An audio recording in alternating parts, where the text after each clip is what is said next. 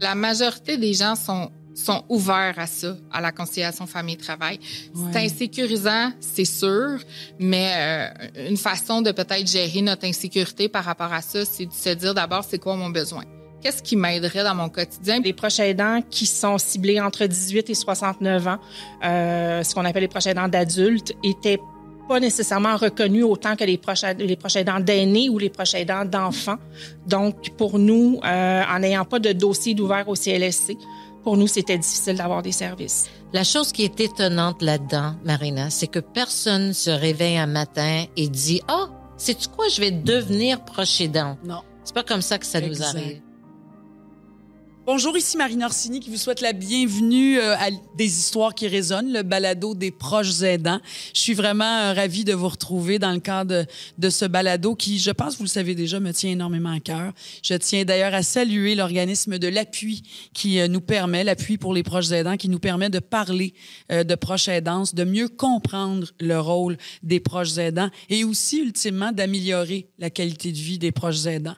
Alors, connaître notre rôle de proche aidant et aussi devenir un proche aidant, c'est une réalité qui touche à tout le monde, ou en tout cas qui va toucher à tout le monde au cours d'une vie. On sera tous, tôt ou tard, un proche aidant pour un parent, un conjoint, un enfant, une amie, un voisin, un collègue de travail. Et toutes les histoires qu'on partage avec vous à chaque épisode, ils ont tous un dénominateur commun, c'est l'amour. Parce que ce sont de grandes histoires d'amour. Je pense que ça prend beaucoup d'amour, ça prend beaucoup de bienveillance, ça prend beaucoup de don de soi dans notre rôle de proche aidant. Et chaque semaine, ben, c'est des partages de vie, des histoires vécues, des conseils aussi pour mieux améliorer et assumer notre rôle de proche aidant. Vous le savez déjà, beaucoup d'émotions au rendez-vous, beaucoup de conseils, beaucoup de ressources aussi. Ça, c'est important que vous le sachiez. Vous avez beaucoup de ressources comme proche aidant. Aujourd'hui, nous allons parler de travail. En fait, continuer à travailler, même si on devient soudainement un proche aidant. Comment concilier la vie personnelle et la vie professionnelle? Parce qu'on le dit, il faut continuer à payer les factures, il faut continuer à remplir notre frigo, nos hypothèques. La vraie vie, elle, ça continue, ça change pas. Mais comment s'organiser? C'est ça la question. L'équilibre, donc, entre la vie personnelle et professionnelle. Comment aussi aborder notre réalité avec notre employeur? Ça aussi, c'est une étape importante. Et pour en parler, encore une fois, on a une belle brochette d'invités. On accueille Corinne Vachon-Croteau, qui est directrice générale du Réseau pour un Québec famille, qui a mis sur pied Concilivie, qui s'adresse aux employeurs, en fait. C'est comme un coffre à outils aux employeurs pour aider les familles dans le besoin. On va parler aussi à Chantal Tardif, qui a été, elle, proche aidante de son conjoint, Daniel, qui travaille, elle, de son côté, sur un projet de loi fort intéressant, un projet de loi qui concerne la faillite que peut occasionner la réalité d'un proche aidant. On espère que ça va se réaliser. Et mon amie Sonia Benezra, qui est animatrice, on la connaît, mais aussi ces dernières années, elle dit souvent d'ailleurs, c'est comme devenu deuxième maintenant dans ma vie, elle est d'abord une proche aidante et elle est aussi animatrice. Donc, on va parler avec Sonia de sa vie depuis 6 ans comme proche aidante avec sa maman Perla. Alors, je vous souhaite bienvenue à tous, bienvenue au balado des proches aidants.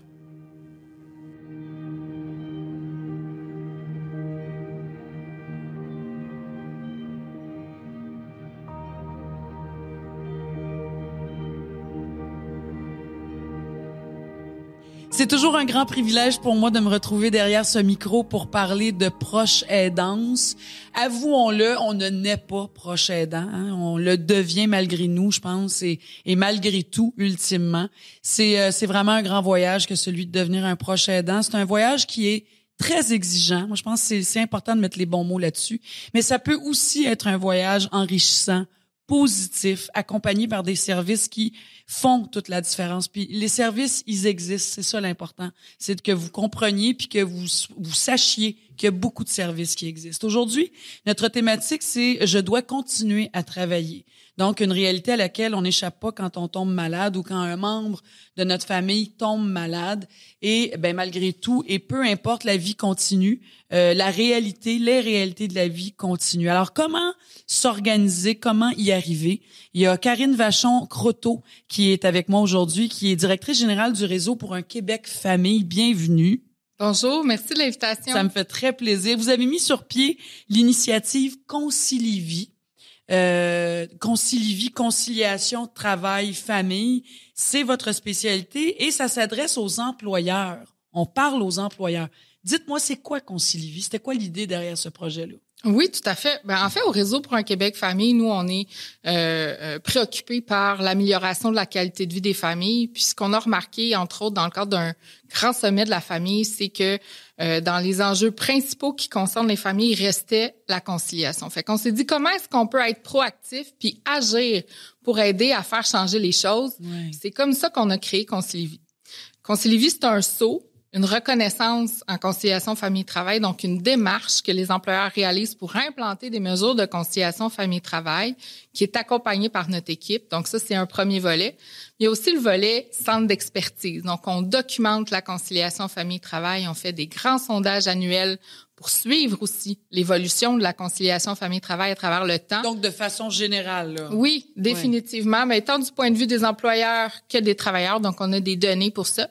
Puis, on mène aussi des travaux pour réfléchir à des solutions. Par exemple, en secteur manufacturier, présentement, on a mobilisé des acteurs pour aller voir concrètement c'est quoi les solutions qui s'appliquent pour tenir compte des réalités de travail qui sont bien différentes de d'autres organisations au télétravail, par exemple. Puis, il faut quand même, quand on regarde les chiffres, là, il y a quand même des statistiques. 55% de la population active sont de proches aidants. Là. C'est énorme. Donc, ça va de soi qu'il faut aider.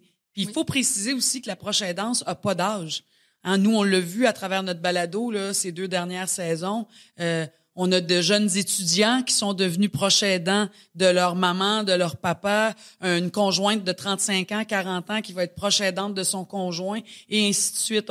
Je pense qu'on faisait beaucoup le lien auparavant des proches aidants envers nos parents vieillissants, mais c'est pas ça. C'est vraiment là, ça a pas d'âge. Et il faut s'adapter donc à ces réalités-là. Le travail famille, c'est un écosystème de responsabilité partagée. C'est ça que j'ai lu dans votre document. Ah, complètement. On pense que pour que ça fonctionne, la conciliation famille-travail, il faut vraiment que tous les acteurs de l'écosystème soient de la partie. Donc, si on pense à la sphère la plus macro, on a la sphère gouvernementale. Comment est-ce que nos politiques publiques sont organisées pour qu'il y ait des mécanismes de soutien pour les proches aidants? Ensuite, si on se recentre un peu, comment est-ce que la collectivité offre des services adaptés, adapte ses horaires, par exemple, offre un service de transport qui va faire du sens. Donc, comment la collectivité organise les choses, organise du soutien aussi pour venir en aide aux proches aidants, notamment dans le cadre de la conciliation famille-travail. Si on se resserre encore, ben là, il nous reste 2 sphères. La sphère des employeurs, donc comment est-ce que, comme employeur, je prends ma responsabilité, puis je suis à l'écoute de mes employés, j'offre des mesures, je suis peut-être flexible sur certains éléments. Puis comment dans la sphère individuelle aussi, je m'organise pour faire en sorte que ça puisse être fonctionnel. Donc, c'est vraiment quand l'implication de tous ces acteurs-là sont là, qu'on peut effectivement en venir à des solutions, mais tout le monde doit y mettre du sien pour que ça fonctionne. Absolument, mais je suis curieuse. Est-ce que vous ressentez qu'il y a de l'ouverture au niveau des employeurs? Est-ce que vous avez pu déjà constater un avant et un après? J'imagine, je sais pas, je dis n'importe quoi, je connais pas les chiffres, mais comparé à aujourd'hui, il y a 15 ans ou 20 ans, rien de ça n'existait. Tu travaillais, sinon tu perdais ta job, puis c'était plus carré. Ah oui, Ça a été quoi quelle est votre l'étude de l'évolution, si on veut? Ben, on la voit, l'évolution, notamment parce qu'il y a un changement de valeur avec les jeunes générations. Donc, les employeurs n'ont pas eu le choix de s'adapter. La relation au travail est plus ce qu'elle était auparavant. Puis, plus concrètement, proche de nous, on a des données qui nous montrent aussi l'effet de la pandémie. Sur cette évolution-là, ça a été, je dirais, une façon de se propulser en avant, probablement plus rapidement. À puissance 1 million, là? Notre dernier sondage réalisé auprès de 1000 employeurs, c'est Léger qui réalise l'étude, donc tu sais, c'est quelque chose de fiable, de sérieux, nous indique que c'est 50% environ des employeurs qui ont adapté leurs pratiques de conciliation famille-travail dans le cadre de la pandémie. Puis de ces 50%-là, c'est 85% qui veulent maintenir dans le temps les pratiques. Donc, on voit vraiment qu'on est en train de vivre une transformation durable du monde du travail pour tenir compte des besoins. Puis là, conciliation famille-travail, incluant évidemment la réalité de proche aidant. Et vous travaillez, Corinne, avec quel type d'entreprise? Oui, ben on a plein de types d'organisations qui s'intéressent à la conciliation famille-travail. Donc, oui, des entreprises plus de bureaux, des entreprises professionnelles, on a des entreprises en technologie de l'information, mais on a aussi des entreprises du secteur manufacturier, du transport. C'est vraiment très, très varié, de tailles différentes, syndiqués, non syndiqués. Donc, c'est possible dans tous les milieux. Il peut y avoir, certes, des obstacles différents parce que, bon, des fois, on a des contraintes de travail qui sont plus difficiles à contourner pour permettre de la flexibilité, par exemple. Mais c'est quand même possible dans tout type de milieu de trouver des alternatives. Puis une des clés pour ça, c'est de consulter ses employés pour savoir c'est quoi les besoins. Il y a une question qui me vient en tête, Corinne. Moi, je suis proche aidante. J'ai besoin de conseils. Comment, vous êtes une spécialiste de la chose. Comment je peux concilier travail-famille en tant que proche aidante? Je pense qu'un des éléments importants, c'est d'ouvrir le dialogue avec son employeur. Donc, de pas hésiter d'aller nommer des choses, de parler de notre réalité. Je pense on a peur des fois. Hein? Des fois, on a peur, mais tu sais, il faut se dire que la majorité des gens sont ouverts à ça, à la conciliation famille-travail. Ouais. C'est insécurisant, c'est sûr, mais une façon de peut-être gérer notre insécurité par rapport à ça, c'est de se dire d'abord, c'est quoi mon besoin? Qu'est-ce qui m'aiderait dans mon quotidien? Puis souvent, on va être la meilleure personne pour trouver des solutions qui vont tenir compte à la fois de nos besoins personnels bien particuliers, puis de la réalité de travail, parce qu'on est les experts de notre travail au quotidien aussi. Donc, on sait des fois où on peut aller chercher une certaine marge de manœuvre, des fois même plus que notre gestionnaire. Donc, de réfléchir comme il faut, puis d'arriver avec une proposition de solution. Souvent, on s'assure que l'autre va être en mode peut-être un peu plus réceptif si on fait pas juste exposer un problème. C'est ça, exactement. Dire, j'ai pas pensé à des solutions. Là. Voilà. Puis on peut penser aussi à des solutions différentes en fonction du type de problématique ou d'enjeu qu'on vit par rapport à notre travail. Donc, on peut avoir des besoins qui sont très, très ponctuels. Demain matin, j'ai un rendez-vous, je dois m'absenter. Des horaires, hein, c'est souvent ça. Oui, c'est souvent les horaires. Donc, ça peut être très, très ponctuel. Ça peut être aussi de nature temporaire. Je vis une situation qui est particulière, qui, je sais, va durer peut-être 3 mois parce que, il y a une maladie qui est survenue, je dois prendre en charge, il va y avoir des traitements où ça va être plus intense. Donc, on peut avoir des solutions qui vont être temporaires, une réduction des heures de travail, par exemple, ou un réaménagement de l'horaire pour une durée de temps déterminée. Puis, il peut aussi avoir des aménagements permanents. C'est impossible pour moi de continuer à travailler 5 jours. Peut-être que ça serait 3 jours semaine, puis ça sera permanent. Puis l'employeur peut aussi trouver son compte, peut-être en embauchant une autre personne à temps partiel qui pourrait avoir des compétences complémentaires Absolument. aux notes. Donc, vraiment, de réfléchir en termes de solutions pour avoir quelque chose à proposer à notre employeur. Je pense que ça peut être, dans le fond, une approche gagnant-gagnant. Oui, puis souvent, dans les entreprises, comme vous le dites, ça a évolué. Là, les approches sont beaucoup plus humaines. On est rendu là dans notre société aussi. Êtes-vous capable de me donner un exemple du travail, là, sans nommer une compagnie en particulier, mais cette compagnie-là a fait appel à vous, vous a dit quoi et ça a été quoi votre intervention? Quel type d'intervention? Oui, je peux vous parler d'une organisation en prévention incendie. Okay.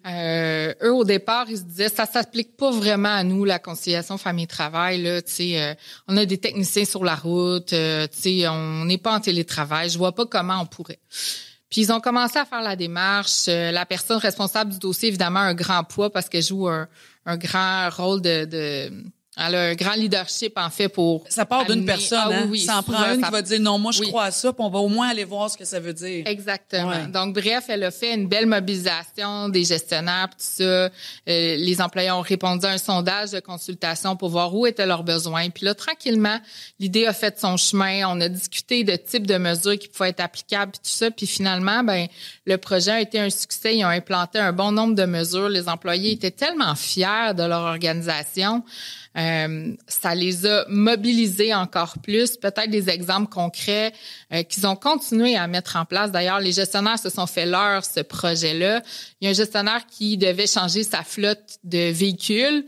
Puis, ils ont dit, ça n'a pas de bon sens, nos véhicules, ils ont juste 2 places. Fait comment le parent qui véhicule son enfant matin et soir, s'organise, ça veut dire qu'il doit retourner à la maison, changer d'auto. Fait qu'on va choisir un autre modèle de véhicule tant qu'à les changer pour faciliter la vie des parents. Donc ça, ce n'est qu'un exemple. Puis quand on est proche aidant, bien évidemment, on peut être amené à avoir ce type de préoccupation-là, de dire j'ai des rendez-vous, je dois facilement pouvoir aller chercher mon enfant, l'amener à son rendez-vous particulier, suivi médical ou quoi que ce soit. Puis au niveau des entreprises, je veux dire, évidemment que c'est rassurant auprès des employés qui savent que leur employeur a certaines mesures en place pour les aider.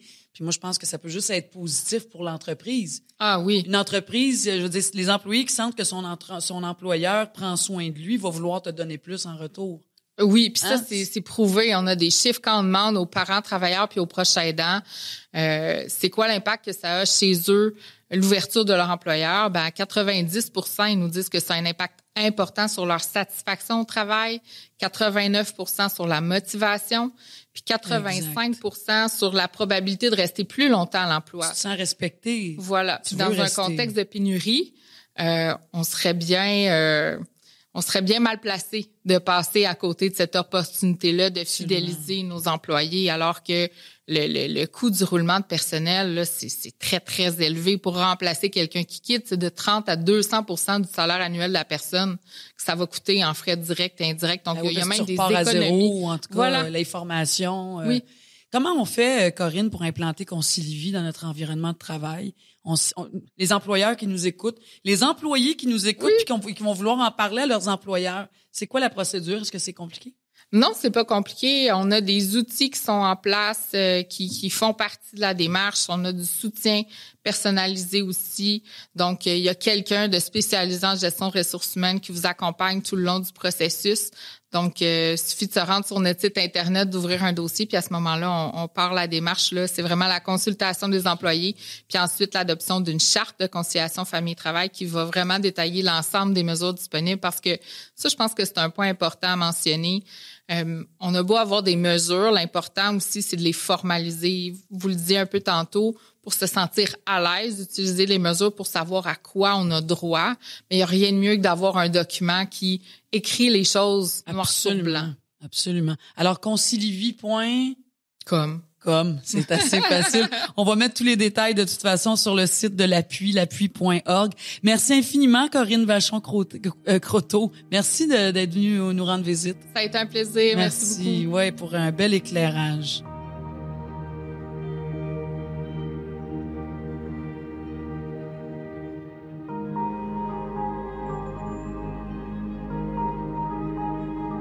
Depuis 2015, Chantal Tardif est devenue, bien malgré elle, la proche aidante de son mari Daniel, qui a reçu un diagnostic de myélome multiple, donc un cancer du sang, multiplication des globules blancs. J'ai fait une petite recherche dans ce cas-ci. Merci, Chantal Tardif, d'avoir accepté notre invitation. Ça me fait plaisir, Magna. Pour venir nous parler aujourd'hui. Vous avez été donc, vous avez vécu de très près. Je pense qu'aujourd'hui, votre mari va bien. Oui. Ça, c'est la belle nouvelle. Là, on n'est plus dans ça. Mais veut pas, vous avez vécu plein de choses là-dedans. Ça transforme une vie. C'est des grandes leçons de vie aussi. Puis la maladie, on le sait tous, ça nous tombe dessus comme une bombe. Hein? Mm-hmm. Tu sais, le cliché de l'image à la télé, là, le fauteuil qui renverse. Puis, mon Dieu, oui. Autant pour la personne à qui on annonce un diagnostic qu'à la famille. Hein? Quand une personne est malade, c'est toute la famille qui est malade. Oui. Vous avez dû lâcher votre travail. Parlez-moi un peu de votre expérience de proche aidante quand c'est arrivé ça en 2015. 2015, exact. J'avais un employeur qui a été super gentil, qui a adapté mon poste de travail en conséquence que je pouvais m'absenter des semaines ou des jours, ou peu importe. Ouais. Fait que j'ai été quand même assez choyée sur ce côté-là. Donc, je me sentais pas comme mal pris et mal à l'aise d'appeler pour dire, je peux pas, mon chum me file pas, faut que j'aille à l'hôpital. Ah, oui. Fait que c'était plus facile de cette façon-là. Donc, j'ai travaillé, j'ai arrêté, j'ai travaillé, j'ai arrêté. Mes employeurs ont été à l'écoute, ils ont décidé de m'aménager un poste complètement spécialisé pour moi, à l'extérieur du bureau aussi. Donc, j'étais dans une pièce complètement à part pour pas dire si je rentre pas travailler, je désorganise toute la réception en avant et tout ça.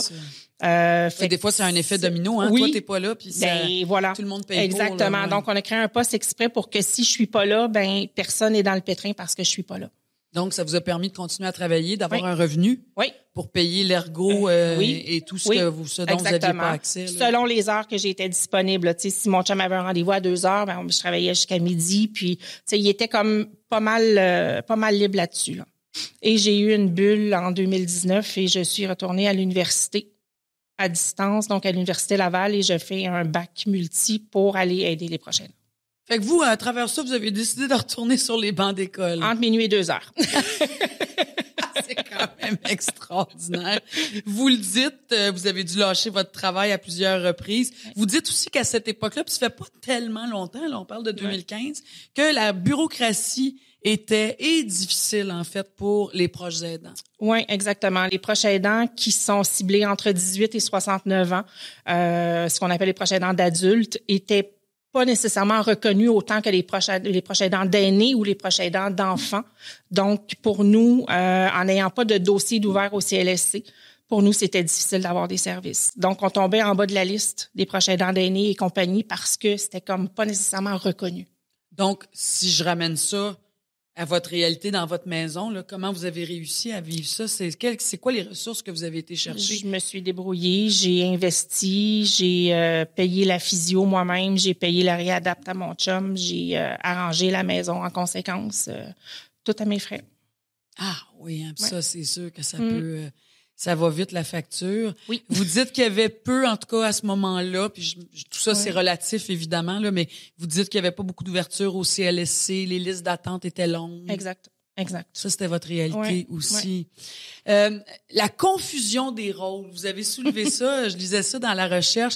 Vous avez vécu ça, vous, la confusion des rôles. Fait qu'est-ce que ça veut dire quoi, la confusion des rôles dans votre cas? La confusion des rôles veut dire le rôle de l'épouse, le rôle de la proche aidante, de l'infirmière, de la pharmacienne, du médecin, de la maman, de l'ado qui commence le secondaire. Donc, la transition primaire-secondaire. Fait que là, j'ai le rôle de la maman de l'ado qui doit la sécuriser parce qu'elle s'en va dans le grand monde. Elle est en sport-études. Le chum est à l'hôpital. Bref, entre minuit et 2 heures. Est-ce que vous avez eu, vous êtes dans le recul de ça quand même, mais si vous vous plongez dans le passé, est-ce que vous avez eu des grands moments de découragement, de quasiment on décroche, là, c'est comme on sait plus où donner de la tête? Oui, une chance, j'avais mes parents qui étaient là pour nous aider beaucoup et un couple d'amis, Pierre et Julie, qui nous ont aidés là, depuis ce temps-là. Là. Ils venaient m'aider à faire l'entretien ménager à la maison. Tu sais, faire le gazon, faire le déneigement, faire... la vaisselle, laver les lits, juste ça, là, c'est de la job. Là, fait qu'eux ont été beaucoup là pour nous aussi.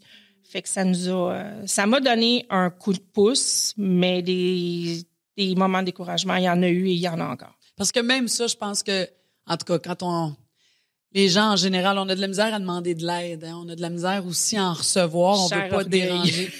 C'est qu'on veut pas déranger. C'est ça. Hein? Puis on pense qu'on peut tout gérer, puis qu'on porte tout ça à bout de bras, les superwomen, les superman et compagnie. Mais on est un peu sur un plateau d'adrénaline. Tout le temps, oui. Tout le temps. Fait en quelque part, pour nous, c'est normal. Mais quand on arrête, c'est là que ça nous frappe un peu plus. Problème financier aussi, veut pas, vous avez dû rencontrer ça, vous le dites, j'ai déboursé moi-même pour ci, j'ai déboursé moi-même pour ça. Ça s'est traduit comment? Ça a été quoi cette réalité-là? Ça s'est traduit en fait que, mon chum, on a été chanceux, il y avait les assurances collectives, mais le temps que l'arrêt de travail, le chômage embarque pour les 16 premières semaines et tout ce qui s'est en suivi, on est obligé de faire une proposition du consommateur. On n'a pas pu s'en sauver. C'était trop élevé, là. Donc, proposition du consommateur, ça veut dire... C'est une mini-faillite, mettons. Okay. Donc, notre dossier est entaché pour les 7 prochaines années.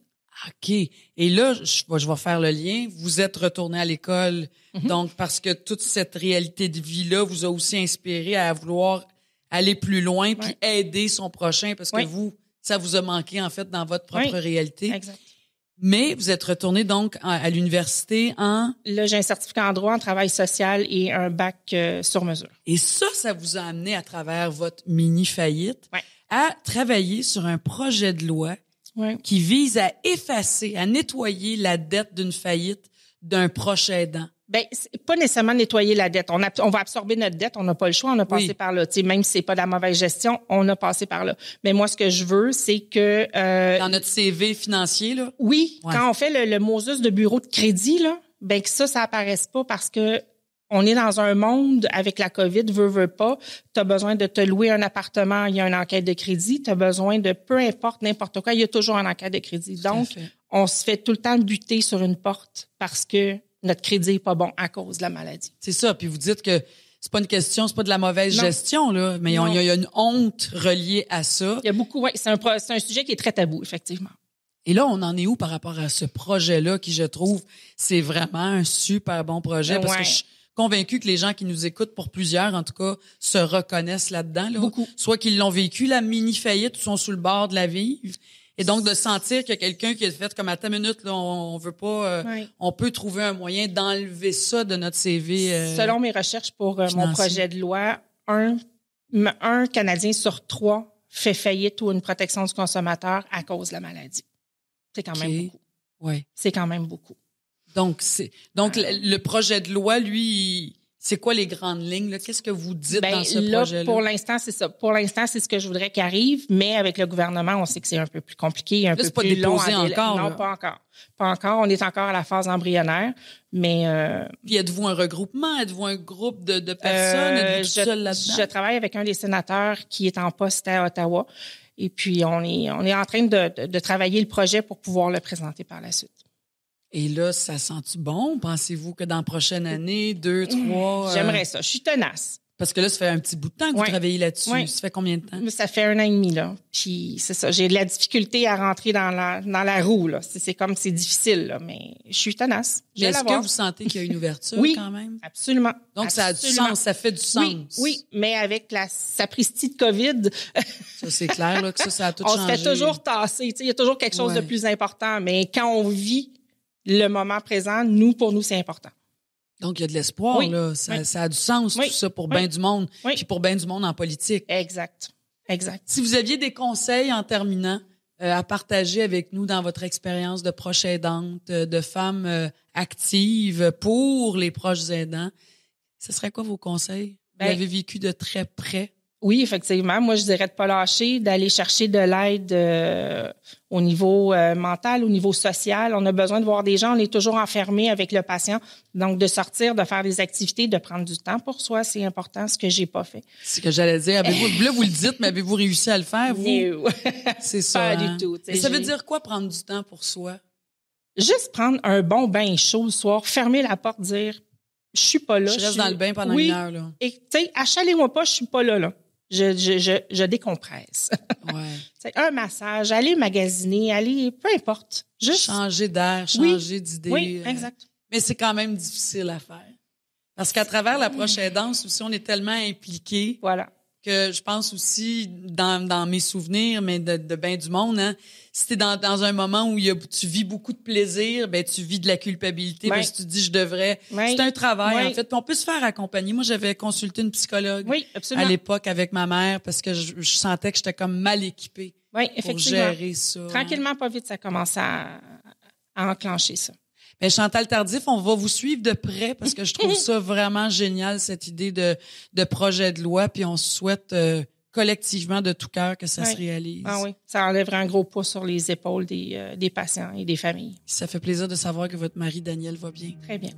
À la prochaine. Merci Marina. Merci à vous. Bonne journée.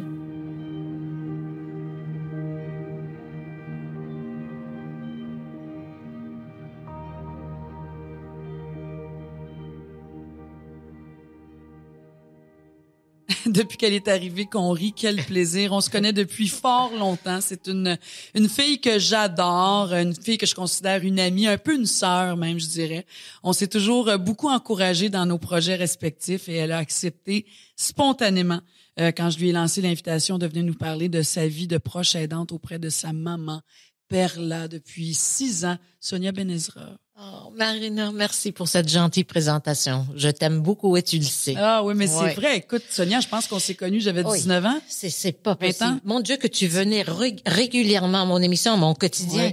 Mais quand tu arrivais, c'était comme le following fidèle qui était toujours là pour toi. Et depuis, on se croise de temps à autre. On s'écrit. Oui, on se lance des messages. Oui. Je pense à toi.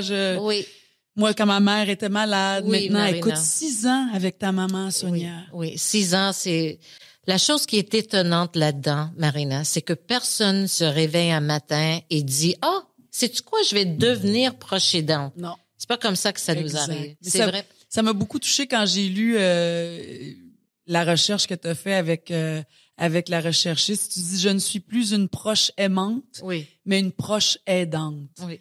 Mais en fait, t'es tout ça à puissance 1 million, là. Oui, je suis une proche aimante et je pense qu'il faut l'être aussi pour faire ça. Ah, tellement! Et je veux juste dire même avant que je ne juge personne qui se sent pas capable de le faire. Oui. Parce que c'est énorme comme tâche. Et on le sait pas quand on commence. Dieu merci. C'est une façon de nous protéger, je trouve. Mais ma mère a eu tellement d'épreuves dans sa vie que l'exemple qu'elle me donne m'aide beaucoup à traverser tout ce que j'ai à faire avec elle. C'est-tu trop indiscret de te demander, Sonia, c'est quoi les épreuves que ta mère a vécues? Je suis curieuse parce que je t'ai souvent entendue en entrevue. Oui, ma mère a eu un cancer, tu sais, à l'âge de 70 ans, un cancer du sein. Et ça a bien été, tu sais, je me rappelle comme si c'était hier, je me rappelle quand on était, tu sais, c'était moi et mes sœurs qui sont allées chez ma mère à Laval pour lui annoncer la nouvelle que les résultats sont arrivés, le docteur nous avait appelés. Là, ça fait combien d'années? Ça fait déjà 23 ans.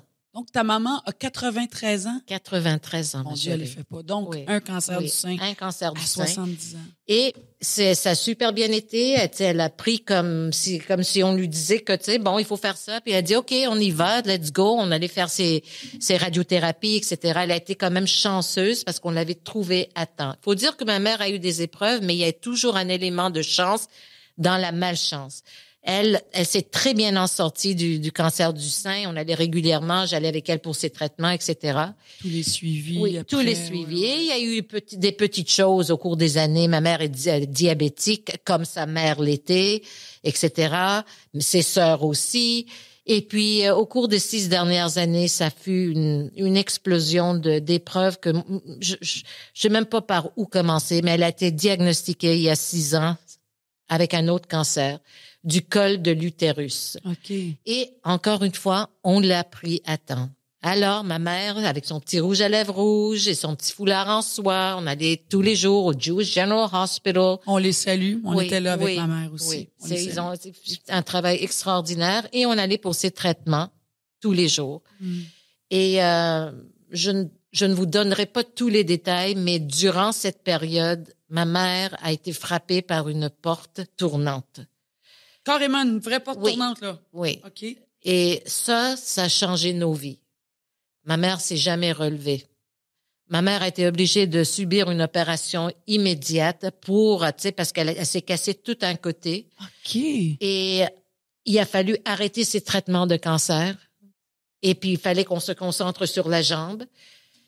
Et depuis, ma mère est en fauteuil roulant. Mais entre ça, il y a eu aussi que, il fallait retourner, pour les traitements et en ajouter, réapprendre un petit peu à marcher, que ça n'a jamais donné.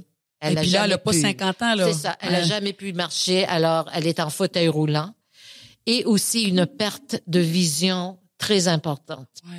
Parce que ma mère, elle a aussi eu de la glaucome and macular degeneration. Alors, elle était obligée d'avoir des injections régulièrement. Au cours de cette période, maman a perdu la vision complètement dans un œil et elle a 20% dans l'autre œil.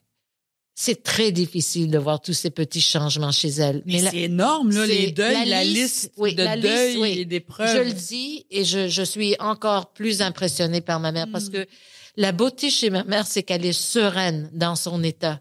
Elle n'a jamais dit pourquoi moi. Je l'ai jamais entendu dire ça. Jamais, jamais, jamais. Et moi, je pense que j'aurais été fâchée. Il y aurait eu des moments de colère. Ce que je n'ai pas vu une seule fois avec ma mère. Je pense que ma mère aussi, je la connais différemment maintenant, Marina. C'est pas la même relation que j'avais avec ma mère avant. J'allais te poser la question parce que moi aussi, je l'ai vécu avec ma mère.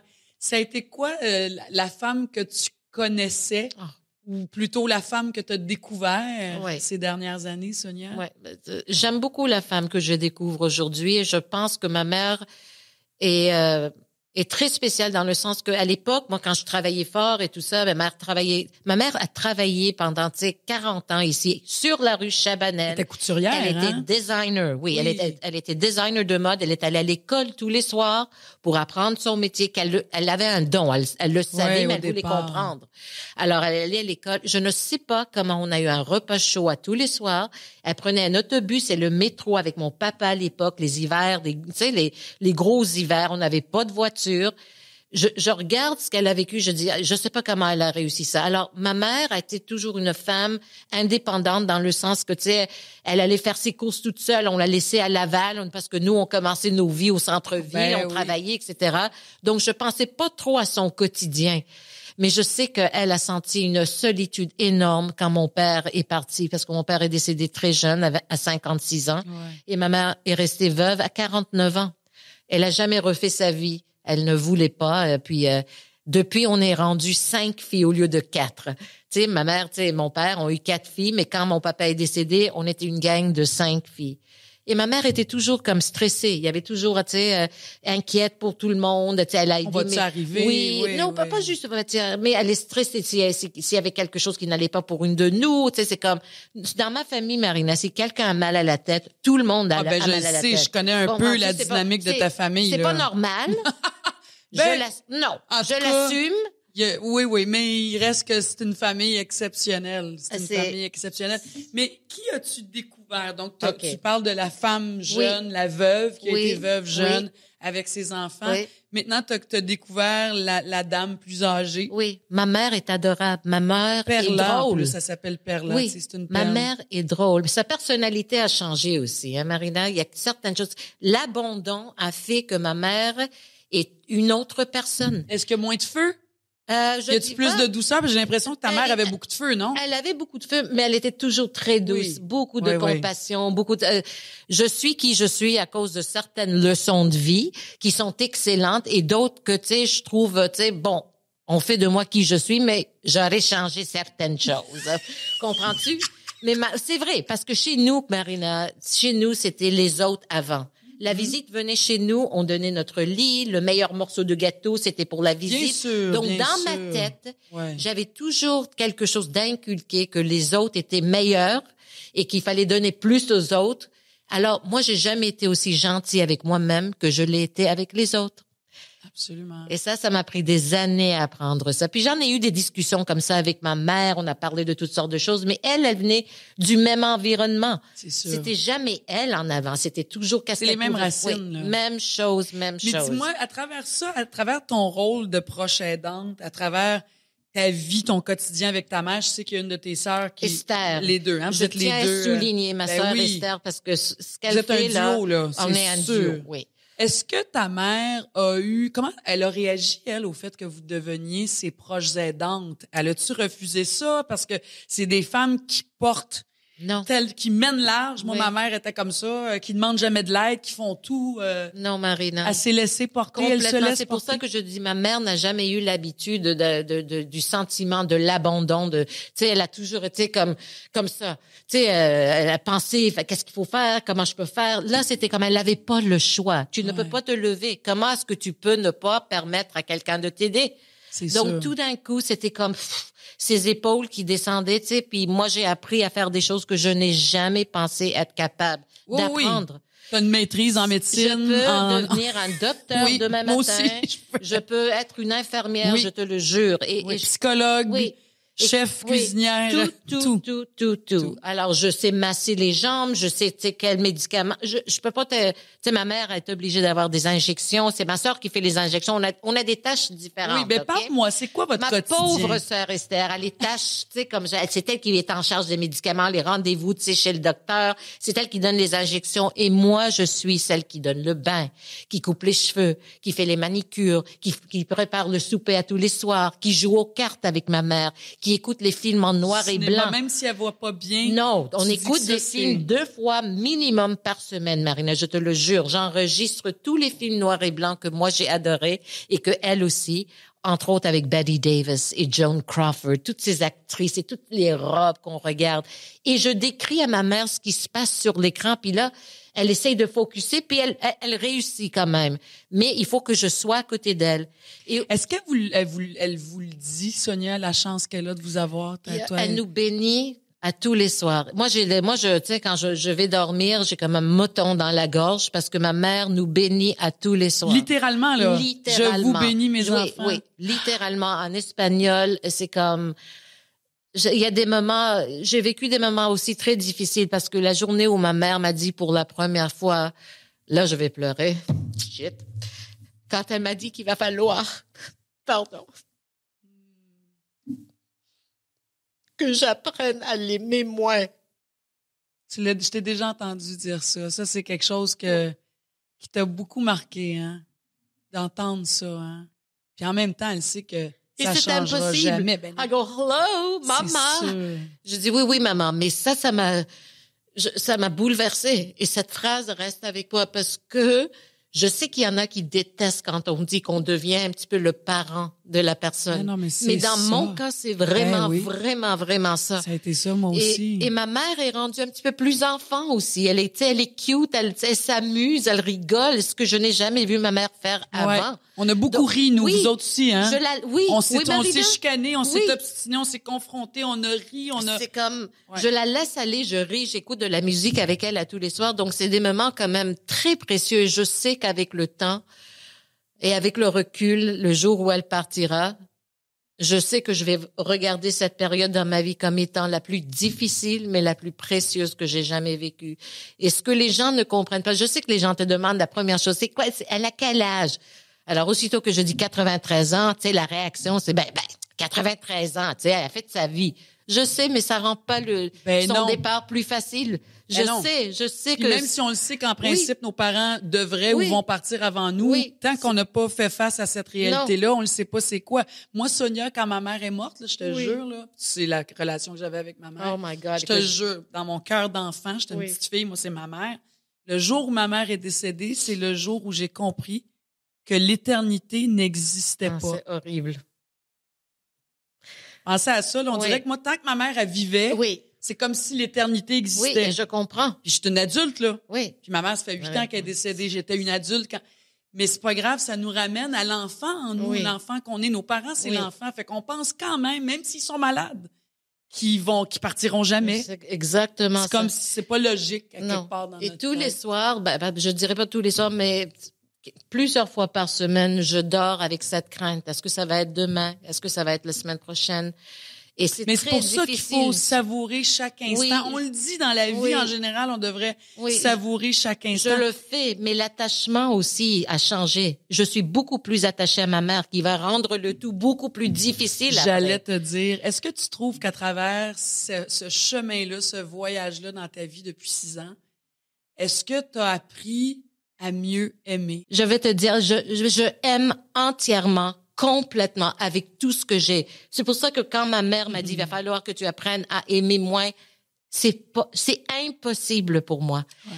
Mais je n'ai jamais été aimée comme moi j'aime. Ça, je le sais. Ça, c'est OK. Mais moi, c'est que j'azère. Il faut, tu sais, quand même. On prend c'est OK. Tu sais, on va prendre une petite pilule avec ça, là, parce que je suis trop, des fois. C'est comme, mais je suis là, disponible, et on sent mon amour. Je le sais. Je le donne ouvertement. Oui, je savoure. J'aime aimer. Ouais. J'adore aimer. Absolument. Et la chose que j'aimerais souligner, c'est que, tu sais, les gens te disent, comme je te disais tantôt, tu sais, 93 ans, là, tu sais, ben chanceuse, elle a fait sa vie. Oui. Je suis tout à fait d'accord. Mais ça s'annule tout ça. Quand on a un enfant, on accompagne cet enfant vers l'autonomie. Et quand on est proche aidante pour un parent ou un mari, on l'accompagne vers la fin. Donc, cette tristesse nous habite aussi. Avec toutes ces joies, tu sais qu'est-ce qui s'en vient et c'est comme très difficile. Moi, je pense à moi après des fois et je ne sais pas comment je vais aller, Marina. Mais tu sais, je peux te dire par expérience que on est incapable de s'imaginer après. Non. On voit toujours le pire. Mais moi, je te dirais qu'à travers ça, on se découvre, puis ton père est décédé, tu l'as vécu, mais tu as un autre rapport avec ta mère. On se découvre des forces insoupçonnées. Et j'irais jusqu'à te dire, et Dieu seul sait à quel point ma mère elle me manque depuis 8 ans et demi, la vie continue malgré tout. Et ultimement, je te dirais, c'est tant mieux. Oui. Et c'est tant mieux. Parce que ça serait impossible de survivre autrement à ce départ-là, à cette peine-là, à ce vide-là qu'on a vécu. Oui. Notre thématique aujourd'hui, on parlait de concilier travail-famille. T'es une animatrice, Oui. toi, Sonia. Oui. Mais là, t'as comme fait, non, moi, ça a été inversé. Je suis d'abord une aidante Oui. et je suis une animatrice Oui. en deuxième. Oui. Donc, t'as refusé des contrats. Quand tu prends des Oui. contrats, ils sont beaucoup plus courts, plus petits. Oui. À Oui. cause de ta réalité C'est pas d'aidante. juste ça, mais j'avais peur aussi de dire que j'étais proche aidante au départ, parce que la Oui. réaction n'est pas pareille qu'aujourd'hui. Avec tout ce qu'on a traversé avec les CHSLD, le virus, cette pandémie, je pense qu'on n'a plus le droit de ne pas voir ce que c'est d'être proche aidante et la nécessité dans notre société qui est vieillissante. Mais quand j'ai commencé à faire ce que je suis en train de faire, je le disais pas. Oui, je prends soin de ma mère, je l'aide, mais j'ai jamais utilisé le terme proche aidante parce que j'avais peur que les gens allaient réagir. Ben là, tu sais, elle va pas être disponible. C'est ta mère. Elle va Ou pas elle être sera plus disponible. disponible, Tu sais, c'est comme... Et je me suis fait dire, ouais, mais est-ce que tu vas être capable de faire... Alors, je me sentais, il y avait un certain stress, et tu sais, j'avais peur de le dire, mais une fois que j'ai vu l'ampleur de cette tâche que j'avais, je ne pouvais plus ne pas le dire. Et je me suis rendu compte qu'après 30 ans, où j'ai toujours dit, qui êtes-vous, Madame Bélezra? Je disais, je suis une animatrice. Là, la première chose qui sort de ma bouche, c'est je suis une proche aidante. Et quand j'ai arrêté d'animer à tous les jours aussi, il a fallu que j'analyse qui j'étais à part d'être une animatrice. Je suis une sœur, je suis une amie, je suis une femme, je suis une tante, je suis une rêveuse, toutes sortes de choses. Mais aujourd'hui, la première chose que je dis, je suis proche aidante parce que c'est vraiment la chose la plus demandante dans ma vie en ce moment. C'est très, très exigeant. C'est ça. Puis on porte 1001 chapeaux. Puis c'est Oui. pour ça que c'est important d'aller chercher de l'aide. Parce qu'il y en a de l'aide, puis on peut pas les porter, tous ces chapeaux-là. C'est impossible parce qu'on s'épuise. Il y en a, tu sais, dépendamment de l'âge, mais les couples âgés, il y en a qui meurent. Ça, c'est horrible. L'aidant, je le dis souvent, l'aidant va mourir avant l'aider. Oui. Alors, il faut être entouré, il faut accepter. Tu as la chance d'être avec ta sœur. Je en suis duo, avec ma sœur. Et même à ça, c'est Et exigeant. deux tu sais. autres sœurs qui Ouais. viennent régulièrement parce que, tu sais, nous, on habite à côté de maman. Mais c'est très difficile, Marina, parce que avec ma mère, c'est pas juste mental, c'est physique. Quand quelqu'un est dans un fauteuil roulant et est complètement dépendante sur toi pour se lever du lit, sortir de sa chaise roulante, la mettre dans le bain, l'amener à la toilette. Vraiment, là, il y a des fois là où je me vois dans le miroir, là, tu sais, avec ma couette, avec un clip dans mes cheveux, tu sais, un t-shirt, là, tu sais, et je me regarde et je me dis, c'est qui ça? Ça me prend des fois quelques secondes. Je me reconnais pas des fois. Ben, c'est que t'es aussi C'est ça. Alors, j'ai On dit, est aussi OK. ça. Et moi qui ne sortais jamais sans mon petit maquillage et arrangé, tu sais, même C'est dans mon secondaire maintenant. Oui, Ben maintenant oui. c'est le clip dans les cheveux. Les gens, tu sais, quand ils rentrent dans l'ascenseur avec moi, je dis, hey, faites semblant que je suis pas là, ok C'est comme parce que tu sais, ils vont te voir à la télé la veille là, puis tu sais, le lendemain, tu sais, en Hey, moi, je l'ai sweatpants. vu hier, t'as dit qu'elle t'a pas arrangé, puis elle faisait Je m'imagine les conversations dans mon immeuble. Mais Des fois, non, mais je me dis, Sonia, au contraire, moi, je pense que les gens apprécient. Puis C'est ce qui fait que les gens savent que t'es proche d'eux, puis qu'on est comme Whatever, eux autres, Annie. puis qu'on a Qu'est-ce que les je peux mêmes faire? vies. On vit les mêmes Oui. affaires, peu importe Oui, qui on est. oui. On s'entend-tu que ça nous Exactement. ramène à ça? Exactement. Merci. C'est tout? C'est tout. Mais non, je veux pas Je partir. sais, on aurait pu Oh. continuer, mais on te réinvitera. Merci d'avoir merci accepté. à toi, Marina. Est-ce que tu Merci. me promets que tu vas embrasser Perla? Je te promets, parce que aussitôt que je suis partie aujourd'hui... Elle savait que tu t'en venais me rejoindre. Oh, elle m'a dit, oh, Marina, quelle bonne, belle fille. Voilà ce que ma mère a Merci, dit. ma belle Sonia. Ouais. I love you. Love you more, honey. Merci.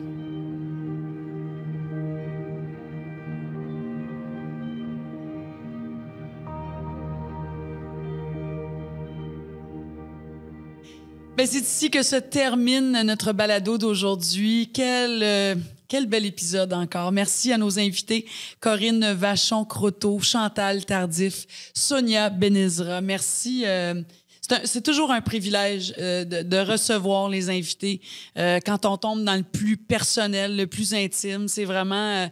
les gens nous ouvrent leur cœur, nous laissent rentrer dans les tiroirs de leur vie, puis je pense qu'on en bénéficie tous à quelque part. En tout cas, j'espère que les histoires d'aujourd'hui ont su résonner en vous. Vous pouvez aller évidemment sur le site internet de l'appui.org pour consulter tous les documents, en fait, des sujets qui ont été abordés aujourd'hui. Il y a beaucoup d'informations complémentaires pour vous aider aider. J'aime vous rappeler aussi que si vous avez... vous vous êtes peut-être reconnu aujourd'hui, vous avez peut-être reconnu quelqu'un dans votre entourage, un proche, donc, qui vit un peu la même situation. N'hésitez pas à contacter Info Aidant par téléphone au 1-855-852-7784 ou si vous pouvez nous écrire via le courriel info-aidant@l'appui.org. Les conseillères sont là pour vous accompagner, vous guider, vous écouter aussi. C'est aussi une ligne d'écoute. Je pense que des fois, on a juste besoin de ventiler pour aller comme valider, je suis normale de me sentir comme je me sens aujourd'hui, puis que des fois, ça déborde et c'est normal, on est des humains. Faut pas l'oublier. Et donc, ces gens-là sont là pour nous accompagner, sont là aussi pour nous orienter vers les services qui existent dans notre région, partout au Québec. L'appui, c'est ça. Ils sont là pour vous appuyer, en fait. Vous pouvez aussi témoigner de votre expérience aussi via le appui-balado.ca et ça va nous faire vraiment un grand plaisir de vous lire et vous pourriez même être invité sur le plateau ici à jaser de votre expérience de proche aidant, à nous raconter c'est quoi votre réalité ou ça a été quoi votre réalité et votre expérience. Dans le prochain épisode, on va parler de la culpabilité. La culpabilité qu'on vit comme proche aidant, comment il y a des pensées négatives souvent qui surgissent. Comment gérer ces pensées négatives-là? Les pensées qu'on s'inflige aussi, on se juge beaucoup à travers ça. Beaucoup à parler à ce sujet-là. Alors ici, Marine Orsini, je vous dis merci d'avoir été là. Rendez-vous la prochaine fois. J'espère que vous y serez et prenez soin de vous aussi. À bientôt.